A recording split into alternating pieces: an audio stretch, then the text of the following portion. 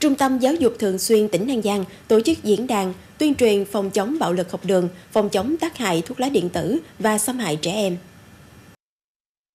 Tại diễn đàn, các em học sinh và phụ huynh được nghe báo cáo viên trình bày tác hại phòng chống bạo lực học đường, phòng chống tác hại thuốc lá điện tử và xâm hại trẻ em. Trong môi trường học đường, không hiếm gặp những tình huống tiềm ẩn nguy cơ bạo lực học đường như bắt nạt, trêu ghẹo bạn bè một cách quá đà, tung tin đồn hoặc buông lời thách thức bạn về một việc gì đó dễ khiến đối phương bị tổn thương, thậm chí dẫn đến hậu quả tiêu cực. Thời gian qua, các phương tiện truyền thông đã đưa tin về sự xuất hiện của nhiều đối tượng xấu, cố tình tiếp cận học sinh ở khu vực cổng trường để lôi kéo, dụ dỗ các em sử dụng thuốc lá điện tử, tẩm ma túy. Buổi tuyên truyền đã giúp cho các em học sinh hiểu rõ hơn về các quy định pháp luật, giúp các em học sinh có kỹ năng sử dụng mạng an toàn, từ đó có nhận thức, thái độ và hành vi ứng xử đúng đắn, góp phần xây dựng môi trường sống an toàn cho trẻ em tại gia đình, nhà trường và cộng đồng.